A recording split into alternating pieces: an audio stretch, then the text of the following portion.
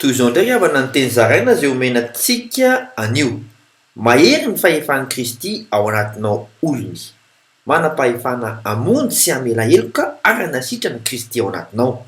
Ahaka ny voasoratra amin'ny filazantsara ny Lioka 5:5-7 amin'ny anaran'i Jesosy hoe: fa mba ho fantatrareo fa ny zanak'olona manana fahefana aty ambony tany hamela heloka.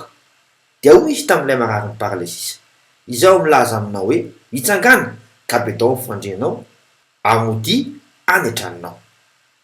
Ampiasao fa iseho ny fahagagana. Ahaka ny voasoratra ao amin'ny Lioka 5:1-5 amin'ny anaran'i Jesosy hoe: ary tamin'izay dia nitsangana teo anatrehan'ny olona izy ka nibeda amin'ny fandrinana, ary lasa nody sady nankalaza an'Andriamanitra.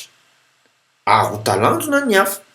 Ahaka ny voasoratra amin'ny filazantsara ny Lioka 5:5-20 amin'ny anaran'i Jesosy hoe: ary talanjona avokoa ny olona rehetra dia nankalaza an'Andriamanitra sady raiki tahotra indrindra ka nanao hoe efa nahita zavatra mahagaga isika androany.